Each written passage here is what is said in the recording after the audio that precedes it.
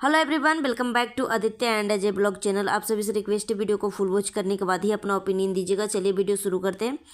दोस्तों, यहाँ पे आप देख रहे होंगे कि सरिता जेठू का एक कमेंट लगा हुआ है, क्योंकि सरिता जेठू जी ने रिएक्शन चैनल वाले से एक वीडियो डिलीट करवाया था, क्योंकि उस वीडियो के आधार पे सरिता जी को बहुत ज़्यादा हेट मिल रहा था।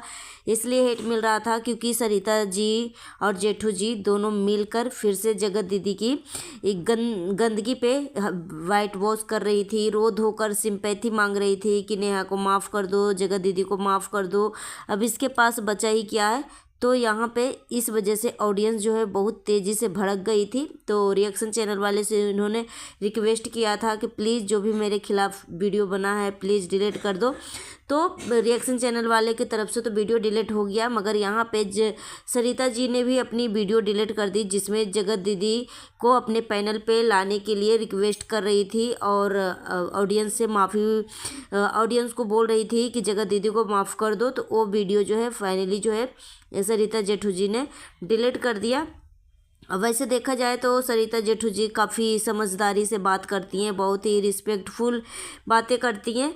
तो इस ब्लॉगरों की टीम में सबसे रिस्पेक्टफुल इंसान जो है सरिता जेठू जी को ही लोग मानते हैं। और सो फ्रेंड्स, यहाँ पे सरिता जेठू से फिर से ऑडियंस जो है नाराज़ हो गई है, क्योंकि ऑडियंस इसलिए नाराज़ हो रही है क्योंकि ये दोनों जो है भाई बहन के आड़ में भाई बहन के पवित्र रिश्ता को ख़राब किया है।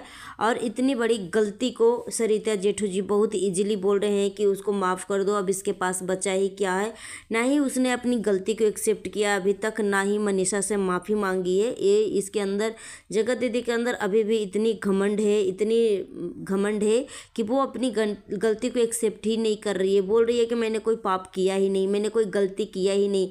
तो सरिता जेठू जी, आप कौन होती हैं अपने पैनल में जगत दीदी को बुलाकर बातें करवाने वाली? कौन होती हैं? वो खुद ही 1 मिलियन प्लस सब्सक्राइबर लेकर बैठी है, प्लस उसका भाई भी 1 मिलियन प्लस सब्सक्राइबर लेकर बैठी है। अगर उसको ऑडियंस से माफ़ी मांगना है, चाहे जिससे भी अपनी बातें रखनी है, तो अपने चैनल के थ्रू, अपने चैनल के माध्यम से वो अपनी बातें रख सकती है। मगर इसने कई बार अपने चैनल पे लाइव आई है, कितना वीडियो डाल दिया है, सस्पेंस कर करके टाइटल डालती है, सस्पेंस में थंबनेल डालती है कि हम अपनी दिल की बातें बताते हैं, हम अपनी बातें रखते हैं, अब आ जाओ, जिसको जो पूछना है वो सारी बातें पूछो, मैं सभी चीज़ों का सवाल के जवाब दूंगी।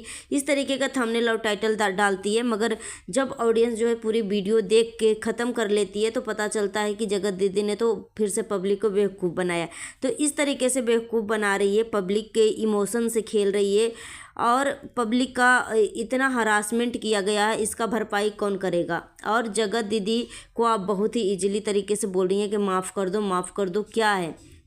तो ऑडियंस को गुस्सा होना जायज़ है। और मैं तो चाहती हूँ कि इन सभी छपरी ब्लॉगरों को सबको देखना बंद करो, बाइकआउट करो, क्योंकि ये सब जो है डॉलर के भूखे हैं और आपस में फिर से सब जो है एक होंगे और भाई बहन के पवित्र रिश्ता को ख़राब कर दिया। भाई बहन के पवित्र रिश्ता ऐसा रिश्ता होता है कि जब देखता है कि दो लोगों के बीच में, औरत और जेंट्स के बीच में, सामने वाला पर्सन को लगेगा कि कोई गलत संबंध है तो राखी बंधवाया जाता है। मगर ये दोनों ने तो इतनी हद पार कर दी कि अब तो राखी बंधवाने के बाद भी विश्वास नहीं होगा, क्योंकि कैमरे के सामने लप्पू को राखी बांधा था, माथे पे टीका लगाया था और इसके आड़ में इतनी घटिया काम कर रही थी। सो गाइस, यहाँ पे जगत दीदी की बातें कर ले तो जगत दीदी कभी सुधरेगी नहीं। जगत दीदी फिर से आई है पहले वाली अवतार में। पहले तो बोल रही है कि मैं जीरो से शुरुआत करना चाहूँगी, और फिर से देखा जा रहा है कि जगत दीदी फिर से पुरानी वाली अवतार में आ चुकी हैं। अब अपनी बेटी को मोहर बना रही है, बेटी के नाम से सिंपैथी ले रही हैं। सो फ्रेंड्स, यहाँ पे अपनी बेटी को सिखाती हैं कि तुम किसके जैसे लगती हो। तो बच्ची बोलती है कि मैं पापा जैसे लगती हूँ।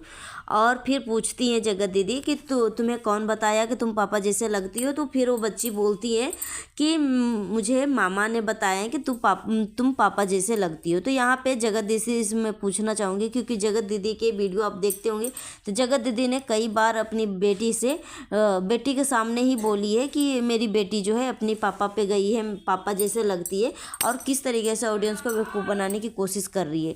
मगर चलो ये तो बच्ची थी, देखकर अच्छा लगा, इसमें बच्चे का क्या कसूर है। मगर उसके बाद जगत दीदी जो है अपनी सिंपैथी कार्ड खेलना शुरू कर दिया, अपनी कहानी बताना शुरू कर दिया।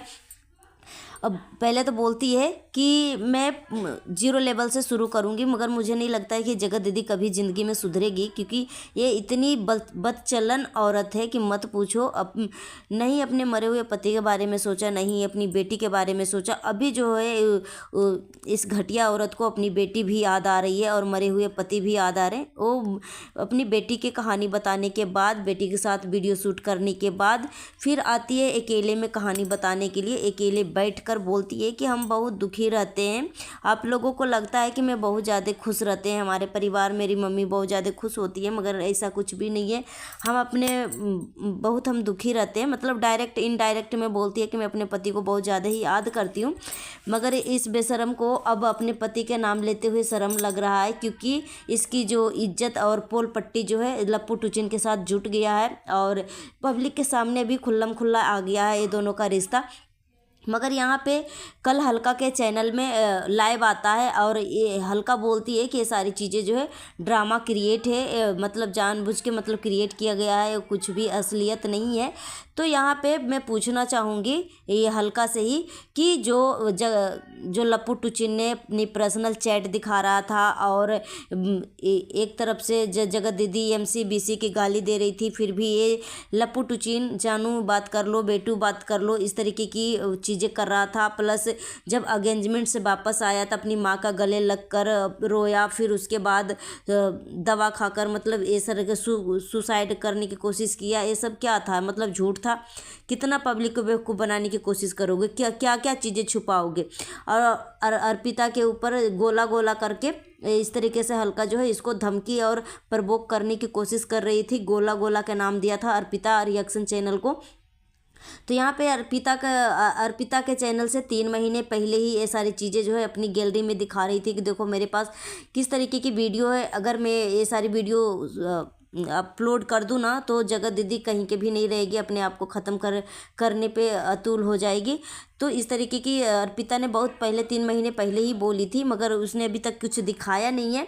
तो यहाँ पे जगत दीदी सभी लोग जो हैं, यहाँ पे नीतू मेहना भी, जगत दीदी का भाई, जगत दीदी, सभी लोगों ने धमकी दिया। प्लस बोल रही थी कि मैं एक्शन लूँगा, वो करूँगा। दोनों भाई बहन मिलकर, साथ ही साथ नीतू मेहना का भी धमकी आया था। मगर यहाँ पे बात सोचने वाली यह है कि अगर अर्पिता झूठ मूठ कर एलिगेशन लगा रही है और जगत दीदी अपने खिलाफ एक नेगेटिव कमेंट भी नहीं किसी के चैनल पे छोड़ती है, तो जगत दीदी को इतनी बड़ी धमकी दिया जा रहा है, इतनी बड़ी बातें अर्पिता बोली है, तो अभी तक अर्पिता के चैनल के ऊपर या अर्पिता के ऊपर कोई एक्शन क्यों नहीं लिया? सोचने वाली बात यह है। जिस तरीके से ये जो हल्का है अब इसके ऊपर लिपापोती का काम करने शुरू कर दिया है, क्योंकि हल्का जो है बिन पेंदी का लोटा है, कभी इधर लुढ़कती है कभी उधर लुढ़कती है। इसका ना हाथ होता है ना पैर होता, कुछ भी नहीं होता, मतलब इसका अस्तित्व ही नहीं है। कभी कुछ बोलती है कभी कुछ बोलती है। सो गाइस, इस तरीके से पब्लिक का मैनिपुलेट करने की फिर से कोशिश की जा रही है। तो अगर ये सारी चीज़ें झूठ थी तो जो पर्सनल चैट दिखाया था वो सारी चीज़ें क्या था, और बार बार सुसाइड अटेम्प्ट क्यों कर रहा था जगत भैया?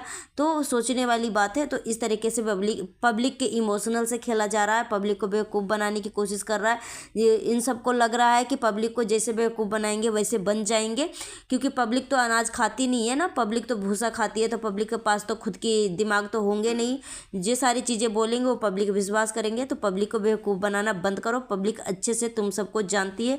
सो गाइस, अपना ओपिनियन हमें कमेंट बॉक्स में दीजिए। मिलती हूँ नेक्स्ट वीडियो में। Thanks for watching.